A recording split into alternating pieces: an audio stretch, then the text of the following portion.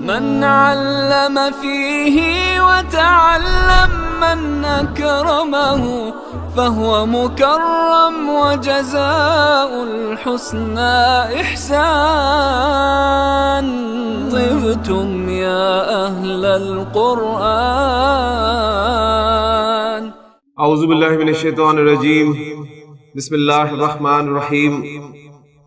قال رسول اللہ صلی اللہ علیہ وسلم ان اللہ وملائکتہ واہل السماوات والارض حتی النملۃ فی جحرها وحتی الحوت لا یصلون علی معلم الناس الخیر. رب اشرح لي صدري ويسر لي امري واحلل عقدة من لساني يفقهوا قولي. رب يسر ولا تعسر وتمم بالخير. آمین یا رب العالمین.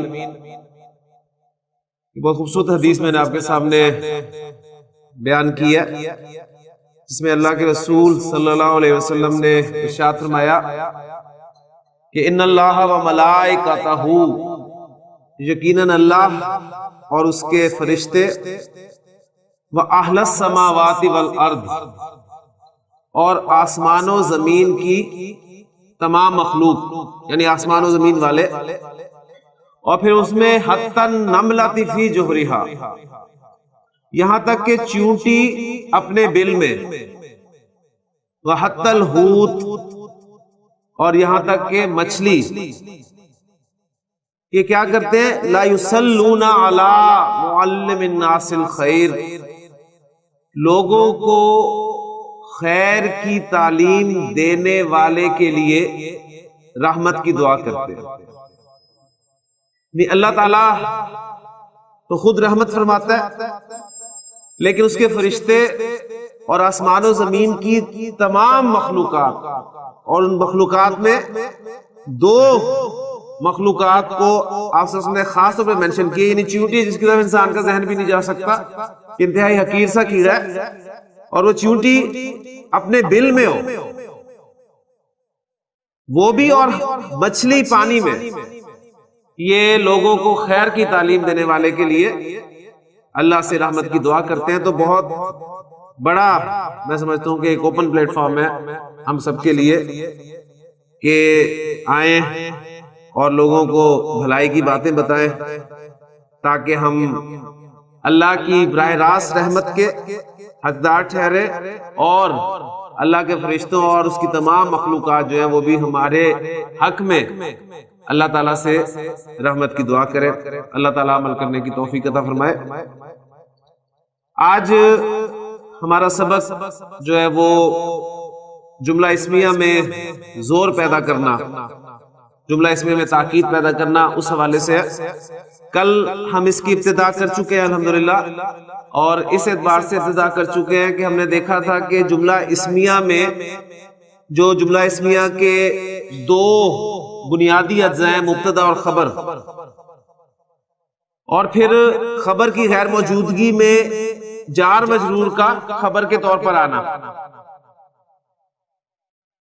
ان باتوں کے بعد اگر آپ اس جار مجرور کو مقدم کر دیتے ہیں، یعنی خبر کو آپ مقدم کر دیتے ہیں اور مبتدا کو مؤخر کر دیتے ہیں، تو اس سے جملے میں ایک قسم کا زور پیدا ہو جاتا ہے. تو ابتدا کل ہو چکی ہے، لیکن آج ہم کچھ حروف ایسے پڑھیں گے جو جملہ اسمیہ کے شروع میں آتے ہیں اور ان کی وجہ سے جملہ اسمیہ میں زور پیدا ہو جاتا ہے. تو جملہ اسمیہ میں زور پیدا کرنے کے لیے عربی زبان میں کون سے حروف استعمال کرتے ہیں؟ آئیے بورڈ پر دیکھتے ہیں. جملہ اسمیہ میں زور پیدا کرنے کے لیے، تاکید پیدا کرنے کے لیے عربی زبان میں دو حروف استعمال کیے جاتے ہیں. ایک حرف ہے انا، اور آپ اس حرف سے واقف ہیں. میں نے جو آپ کے سامنے ابھی حدیث بیان کیا اس میں بھی پہلا لفظ یہی تھا کہ ان اللہ وملائکتہ، تو انا، اور یہ بہت مشہور لفظ ہے، اور اس کے معنی بھی آپ کو پتا ہے کہ اس کے معنی آپ کرتے ہیں بے شک کے یا یقیناً.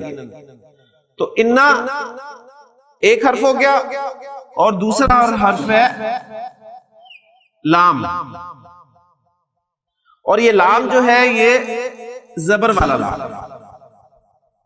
یہ دونوں حروف عربی زبان میں جملہ اسمیہ کے شروع میں آتے ہیں اور ان کی وجہ سے جملے میں زور پیدا ہو جاتا ہے. کلیئر ہو گیا؟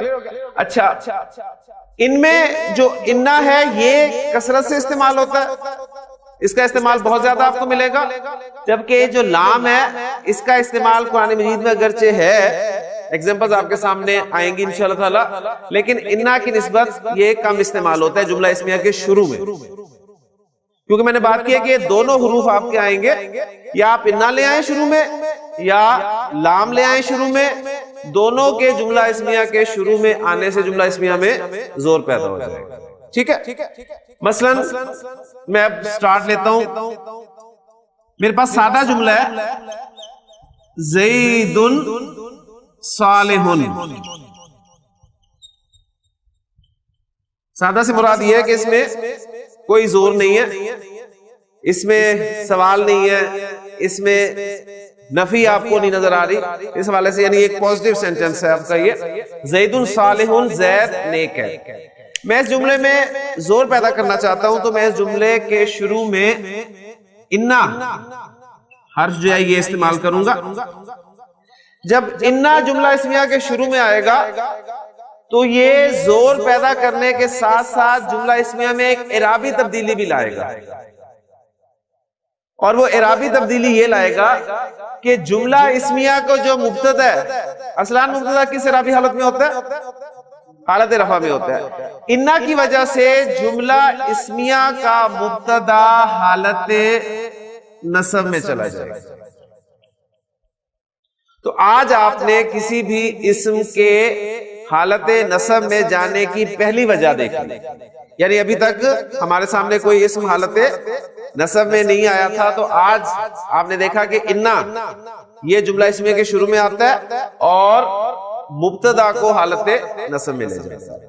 تو اب یہ آپ کا جملہ بن گیا ان زیدن صالح، یقیناً زید نیک ہے، واقعی زید نیک ہے، بے شک زید نیک ہے. یعنی اب یہ تین الفاظ یقیناً، واقعی یا بے شک، یہ میں اس انا جو زور پیدا کر رہا ہے اس زور کو بیان کرنے کے لیے استعمال کر رہا ہوں. یعنی انا کے آپ یہ نہیں کہیں گے انا کے معنی بے شک، عام طور پہ ہی کر دی جاتے ہیں کہ انا کے معنی بے شک ہے. اصل میں انا زور پیدا کرنے کے لیے آتا ہے، اور اس زور کو آپ اردو زبان میں کن کن الفاظ سے بیان کر سکتے ہیں، وہ الفاظ میں نے آپ کے سامنے رکھ دیے. بے شک کا ترجمہ کر سکتے ہیں، واقعی کا ترجمہ کر سکتے ہیں، یقیناً کا ترجمہ کر سکتے ہیں. ٹھیک ہے؟ تو ابھی دیکھیں آپ کے سامنے جو حدیث آئی تھی ان اللہ، ٹھیک ہے، بے شک اللہ. تو پہلی بات یہ دیکھیں کہ انا کے بعد جو آپ کو اسم نظر آئے گا وہ حالت نصب میں. کلیئر ہو گیا؟ اب زیدن حالت نصب میں آ گیا. ہم نے پڑھا کہ مبتدا حالت رفع میں ہوتا ہے. اب زیدن کو ہم مبتدا نہیں کہہ سکتے، کیونکہ ہم نے پڑھا تھا کہ جملہ اسمیہ کے جو دو اجزاء ہیں، مبتدا اور خبر، وہ دونوں حالت رفع میں ہوتے ہیں. مبتدا کی پہچان یہ تھی کہ وہ حالت رفع میں ہوتا ہے. تو انا کیا جانے کے بعد اب آپ اس کو مبتدا نہیں کہہ سکتے، اس کو اب آپ کہیں گے یہ انا کا اسم ہے. یعنی اس کی ترکیب بھی ساتھ ہی کر لیں. انا آپ کا حرف تاکید، انا آپ کا حرف ہے، پہلی بات یہ حرف تاکید کے لیے آیا. زیدن اسم انا، انا کا اسم، اور صالحون جو ہے یہ اب خبر ہے، لیکن کس کی خبر؟ انا کی. یعنی انا نے جملہ اسمیہ پر داخل ہونے کے بعد اس جملہ اسمیہ کو اپنے کنٹرول میں لے لیا. اس نے کہا کہ اب یہ جو دونوں اجزاء ہیں اب یہ میرے ہو گئے. مبتدا اب میرا اسم بن گیا اور خبر میری خبر بن گئی. لہٰذا اب کہیں گے کہ انا حرف تاکید، زیدن اسم انا، صالحن خبر انا. انا اپنے اسم اور خبر سے مل کر جملہ اسمیہ ہوا. یہ پورا انالیسس آپ کے سامنے. ٹھیک ہے؟ یعنی یہاں پر ایک بات آپ کے سامنے یہ بھی آ گئی کہ انا کی وجہ سے مبتدا تو حالت نصب میں جاتا ہے، لیکن خبر جو ہے وہ اسی طرح حالت رفع میں رہتی ہے. کلیئر ہو گیا جی؟ اچھا، اب مبتدا کی جگہ پر ظاہر بات ہے ہم نے اب بہت سارے جملہ اسمیہ بنائے تھے، اس میں جملہ اسمیہ میں جو ہمارا مبتدا تھا وہ کہیں سنگل ورڈ تھا، کہیں پر وہ مرکب کی صورت میں آیا تھا، اور پھر مرکب کی صورت میں آنے کی جو 4 صورتیں ہمارے سامنے آئی تھی، یعنی اس میں ایک آپ کہہ لیں کہ مرکب توصیفی کے طور پہ آیا، مرکب اشاری کے طور پہ آیا، مرکب اضافی کے طور پہ آیا، پھر وہ آپ کہیں کہ ضمیر کے طور پہ استعمال ہوا، پھر اس میں اشارہ کے طور پہ استعمال ہوا، یعنی مبتدا کی جو مختلف صورتیں آئی ہیں ہمارے سامنے ان سب کو ہم انشاءاللہ تعالیٰ ایک ایک کر کے رکھتے ہیں اور انا کا اثر دیکھتے ہیں. ٹھیک ہو گیا؟ تو پہلی ایگزامپل بالکل سادہ سی آپ کے سامنے آ گئی. اب میں اگر آپ کے سامنے جملہ رکھوں جی اللہ غفور، اللہ غفور، اس کو زبانی ذرا کر لیں تاکہ میں ایک ایک ایگزامپل جو ہے ساتھ نیچے لاتا رہوں. اللہ غفور، اللہ بخشنے والا ہے. جی طارق صاحب. ہاں جی، انہوں نے کیا کرنا ہے؟ اب لکھنا ہی پڑے گا مجھے جملہ یہ اللہ غفور، اللہ بہت بخشنے والا ہے. آپ اس جملے میں زور پیدا کرنا چاہتے ہیں، اس کے شروع میں کیا لگائیں گے؟ انا، اور انا کی وجہ سے جملہ اسمیہ کا مبتدا حالت نصب میں چلا جائے گا اور یہ بن جائے گا ان اللہ غفور، یقیناً اللہ بہت بخشنے والا ہے. واقعی اللہ بہت بخشنے والا ہے، بے شک اللہ بہت بخشنے والا ہے. ہاں جی، یہ اللہ پر جو شروع والا حمزہ ہے اس کی پھر ملا کر جب پڑھیں گے تو وہ الف کی صورت میں لکھا رہے گا، ویسے آپ اس کو الف کو الگ سے پڑھیں گے. اچھا، دوسری ایگزامپل میں آپ کو دے رہا ہوں. جیسے سوال آیا تھا عرفان کا، میں کہتا ہوں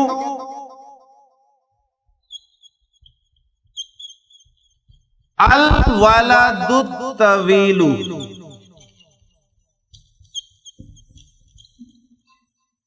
الولد الطویل مرکب توصیفی لمبا لڑکا، الولد الطویل مجتہد، خبر لا رہا ہوں میں کہ لمبا لڑکا محنتی ہے. الولد الطویل مجتہد، لمبا لڑکا محنتی ہے. اب آپ اس جملے میں زور پیدا کرنا چاہ رہے ہیں، زور پیدا کرنے کے لیے کیا کریں گے دانش؟ انا لگائیں گے شروع میں. انا نے کیا کرنا ہے؟ مبتدا کو حالت رسم میں لے جانا ہے. اب یہ مرکب توصیفی ہے، الولد موصوف، الطویل اس کی صفت. مرکب توصیفی میں اصل حیثیت کس کو حاصل ہوتی ہے؟ موصوف کو. تو انا نے اثر ڈالنا ہے کس پہ؟ موصوف پہ. الولد سے بن گیا الولدہ. ٹھیک ہے، ان الولدہ. اب ہم نے پڑھا ہے کہ مرکب توصیفی میں صفت اسم کے چاروں پہلوؤں کے اعتبار سے موصوف کو فالو کرتی ہے. اب آپ کا موصوف حالت نصب میں چلا گیا تو صفت بھی اس کو فالو کرتی ہوئی حالت نصب میں چلی. یعنی یہ نہیں کہیں گے کہ انا کی وجہ سے الطویل جو ہے یہ نصب میں نہیں، انا کی وجہ سے الولد یہ نصب میں ہے، اور الطویل نصب میں کیوں ہے؟ اس لیے کہ یہ الولد کی صفت ہے. تو یہ بن گیا آپ کا جملہ ان الولد. ٹھیک ہے، یہ حمزۃ الوصل ہے، ملا کر پڑھیں گے تو الف کی صورت میں لکھا رہ جائے گا ان الولد الطویل مجتہد. تیسرا جملہ، ایک اور جملہ. تیسرا میں اس حساب سے کہہ رہا ہوں کہ پہلے آپ کا مبتدا مفرد تھا، اب میں نے مرکبات کی جو ہے وہ شکل شروع کر دی ہے. میں آپ کو جملہ دیتا ہوں، میں کہتا ہوں بیت زید. کون سا مرکب ہے؟ مرکب اضافی. بیت زید زید کا گھر، بیت زید کبیر، زید کا گھر بڑا ہے. انا لگائیں گے شروع میں. انا کی وجہ سے مرکب اضافی میں اصل حیثیت مضاف کو حاصل ہے. مضاف جو ہے وہ حالت نصب میں چلا جائے گا ان بیت زید کبیر. کلیئر؟ یہ دیکھیں بہت آسان ہے الحمدللہ. جو ہم نے پیچھے وقت لگایا نا کنسٹرکشنز پہ، چونکہ وہ الحمدللہ ہماری پکی ہو گئی ہے اچھی طرح، تو اس لیے اب ہمارے لیے کوئی مشکل جو ہے وہ نہیں پیش آ رہی. لیں جی مرکب اشاری کی ایگزامپل آپ کے سامنے رکھ رہا ہوں. حاضر درسو، حاضر درسو یہ سبق. سہلن آسان ہے. حاضر درسو سہلن یہ سبق آسان ہے. کیوں جی ارسلان صاحب یہ سبق آسان ہے؟ تو کیا کہیں گے آپ؟ ہاں جی آپ کہیں گے واقعی یہ سبق اس کے لیے آپ شروع میں انہ لگائیں گے. بے شک. اب انہ نے کیا کرنا ہے؟ اب مرکب اشاری میں بھی آپ کو پتہ ہے مطابقت ضروری ہوتی ہے. دونوں جو آپ کے اجزاء ہیں یعنی اشارہ اور مشار الیہ ان میں مطابقت ضروری ہے. اب حاضا حاضا حاضا حاضا مبنی اس میں کلیئر ہو گیا نا. اب چینج کہاں آئے گی؟ مشار الیہ پر. ٹھیک تو الدرسو سے کیا بن جائے گا؟ الدرسا. ان ھذا الدرس سہل واقعی یہ سبق آسان. اب یہ نہیں کہیں گے کہ یہاں پر حاضا جو ہے رفع والا ہے. نہیں پہلے رفع والا تھا حاضا، اب انہ کی وجہ سے یہ حاضا جو ہے یہ نصب والا آ گیا. لیکن چونکہ وہ مبنی اس میں رفع میں بھی حاضا ہوتا ہے، نصب میں بھی حاضا ہوتا ہے، جر میں بھی حاضا ہوتا ہے، لہذا آپ کو شکل سے نہیں پہچانا جا رہا لیکن مقام اعراب سے یعنی اس کے جگہ کے اعتبار سے پہچانا جا رہا ہے کیونکہ انہ کے بعد آ رہا ہے اور انہ کا اسم جو ہے وہ حالت نصب. ٹھیک ہو گیا؟ کلیئر جی. ایک ایک مرکب ناقص کی ایگزامپل آپ کے سامنے جو ہے وہ الحمدللہ آ گئی ہے. ایک کنسپٹ ہم نے کل کیا تھا مبتدا مؤخر والا کنسپٹ. مبتدا مؤخر خبر مقدم والے. ٹھیک ہے. اب وہ جملہ ایک آپ کے سامنے لکھ رہا ہوں. فی ذالکا، فی ذالکا کیا ترجمہ کریں گے؟ اس میں سمپل ہے فی ذالکا، اس میں، اس میں، اس میں. اب یہ آپ کو پتہ چل جانا چاہیے یہ جو میں ذالکا کا اشارہ لگا رہا ہوں تو کس کے لیے لگا رہا ہوں؟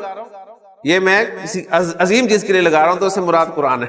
فی ذالکا جار مجرور، جملہ جار مجرور سے شروع ہو رہا ہے تو اس کا مطلب ہے کہ یہ خبر مقدم ہے اور مبتدا آگے مؤخر ہے. میں کہتا ہوں فی ذالکا آیتن، اس میں ایک نشانی ہے. فی ذالکا آیتن اس میں ایک نشانی ہے. اب آپ کہنا چاہتے ہیں واقعی اس میں، واقعی اس میں ایک نشانی ہے. انہ لگائیں گے. انہ کیا کرتا ہے ارسلان؟ مبتدا کو حالت نصب میں لے جاتا ہے. مبتدا کیا؟ آیتن. تو اس نے مبتدا کو افیکٹ کرنا ہے، اس نے مبتدا کو افیکٹ کرنا ہے چاہے مبتدا مؤخر ہو چاہے مقدم ہو. تو یہ جو آیتن ہے یہ بن جائے گا آپ کا آیتن. ان فی ذالک آیتن، یقیناً اس میں ایک نشانی. انہ کا استعمال کثرت سے ہوتا ہے. ایگزامپلز میں نے آپ کے سامنے ساری لکھ دی. لام جو ہے یہ لام ذہن میں رکھیے گا، اس انہ کو تو ہم نے حرف تاکید کہہ دیا نا. یہ لام جو ہے یہ لام ابتدا کہلاتا ہے. لام ابتدا اس لیے کہ ابتدا میں آتا ہے اور زبر والا ہوتا ہے. یہ آپ کے سامنے آ گیا اور چونکہ کم استعمال ہوتا ہے اس لیے میں اس کی ایک آدھی ایگزامپل ہی دوں گا آپ کو تاکہ ہم اگلی بات جو ہے وہ کریں. جملہ ہے میرے پاس بیت زید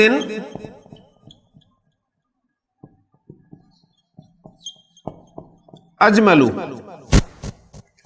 بیت زید اجملو کیا ترجمہ کریں گے؟ دیکھیں اجمل اور جمیل میں کیا فرق ہے؟ جمیل جو ہے وہ خوبصورت اور اجمل کمپیرزن کر رہے ہیں آپ یہ کہہ سکتے ہیں زیادہ خوبصورت ہے.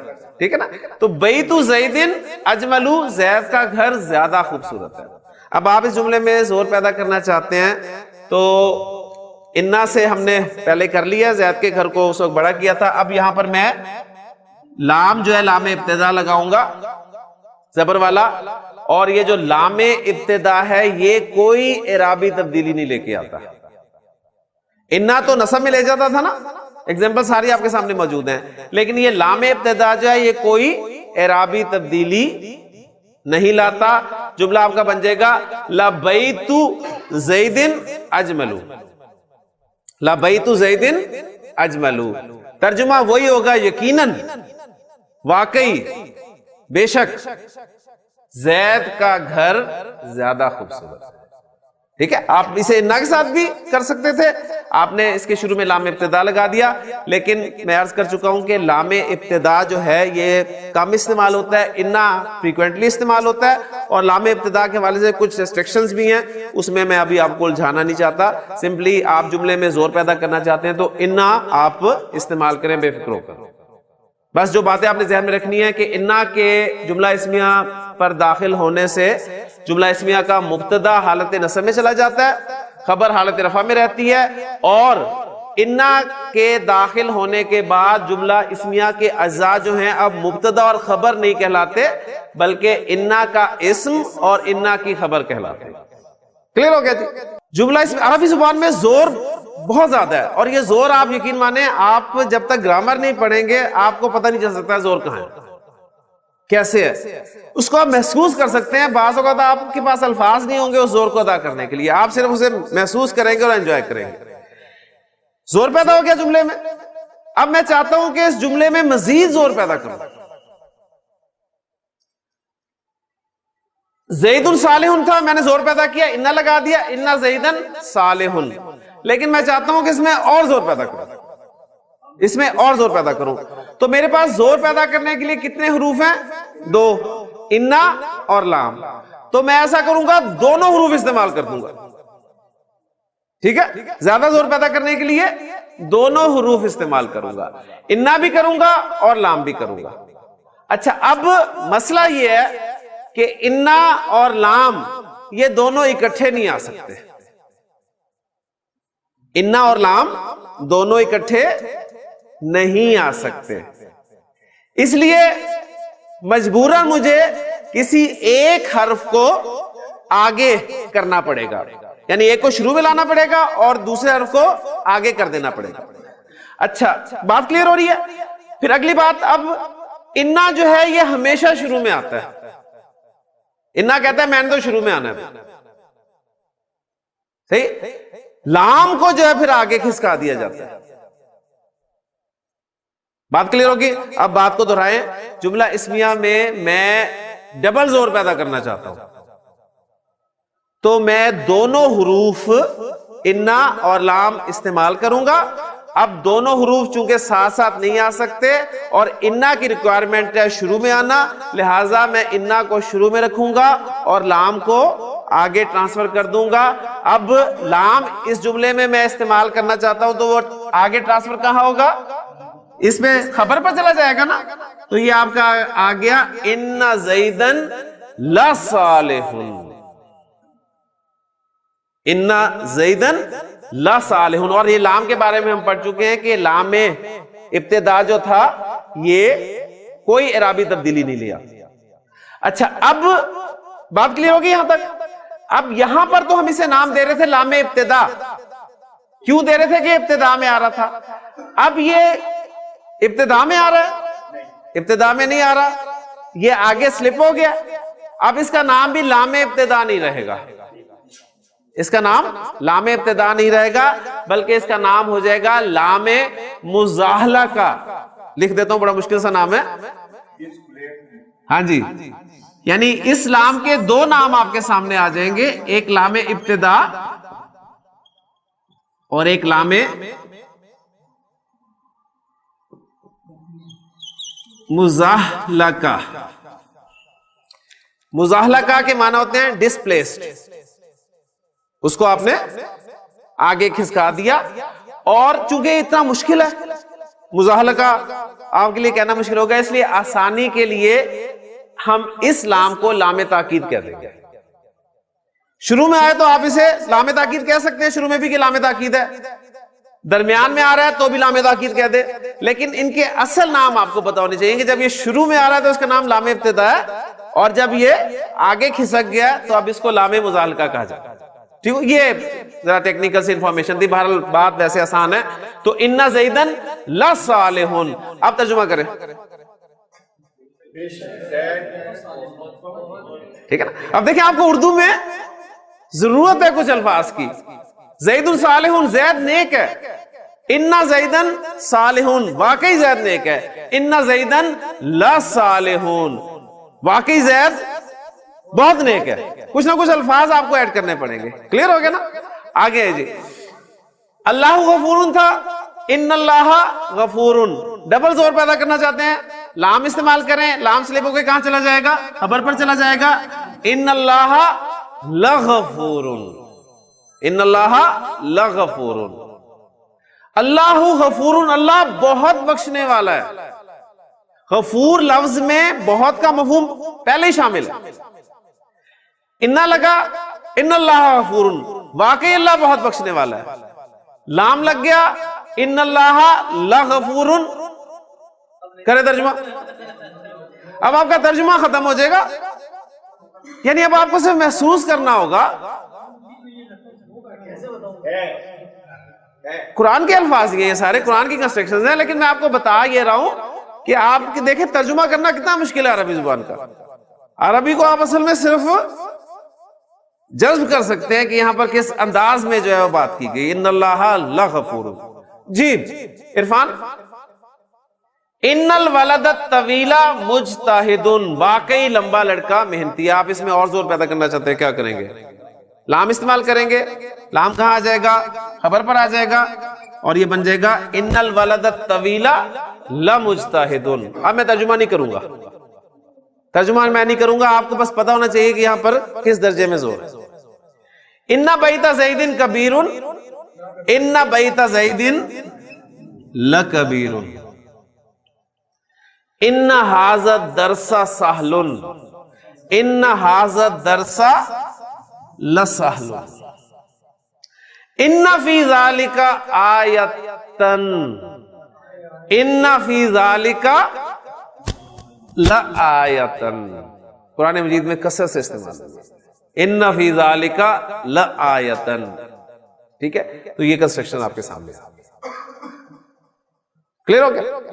لیں جی اب ایک جملہ میں آپ کو دیتا ہوں، اور آپ صاحب جملہ آپ کو دے رہا ہوں، اس جملے میں آپ نے انا بھی داخل کرنا ہے، پھر انا کے بعد آپ نے اس میں لام بھی داخل کرنا ہے، اور کہاں پر داخل کرنا ہے یہ آپ کے لیے سوال ہے. یہ لکھا رہنے دوں تاکہ سامنے آپ کے رہیں. جی جملہ ہے عابد صاحب، الشرک، الشرک مبتدا میں بنا کر لا رہا ہوں، اس لیے میں نے الف لام کے ساتھ استعمال کیا. الشرک، شرک کے بارے میں آپ کو کوئی خبر دے رہا ہوں. الشرک، الشرک، اور خبر کیا دے رہا ہوں؟ ظلم. شرک ظلم ہے، شرک زیادتی ہے، لیکن کیا معمولی زیادتی ہے؟ نہیں، میں کہنا چاہتا ہوں شرک ایک بڑی زیادتی ہے، ایک بڑا ظلم ہے. تو ظلم کے لیے میں پھر ایک صفت لے آؤں گا، عظیم، اور صفت کا اعراب جو ہے وہ موصوف کے مطابق ہوتا ہے. تو الشرک ظلم عظیم، شرک بہت بڑا ظلم ہے، شرک بہت بڑا ظلم ہے. جی عابد صاحب جملے میں زور پیدا کرنا ہے. انا لگایا شروع میں، انا کی وجہ سے کیا ہوگا؟ یہ الشرک مبتدا جو ہے وہ حالت نصب میں چلا جائے گا، اور کیا بن جائے گا؟ ان الشرک ظلم عظیم. ٹھیک ہو گیا، ابھی انا لگایا ہم نے. اب مزید زور پیدا کرنا چاہتا ہوں تو کیا کروں گا؟ ہاں جی، لام میں خبر پر لے آؤں گا، اور ظلم سے پہلے آپ کے مطابق لگ جائے گا، اور یہ بن جائے گی کنسٹرکشن ان الشرک لظلم عظیم. حضرت لقمان علیہ السلام اپنے بیٹے کو نصیحت کر رہے تھے، کیا کہ یا بنیا، اے میرے بچے، لا تشرک باللہ، اللہ کے ساتھ کسی کو شریک مت ٹھہرا. کیوں؟ اس لیے کہ ان الشرک لظلم عظیم، یقیناً شرک بہت بڑا بہت بڑا۔ کلیئر ہو گیا؟ اسی طرح ایک جملہ اور کریں گے آپ، جملہ ہے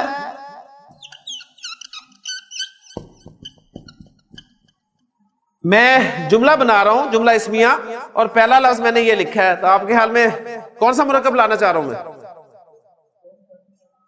بطشو،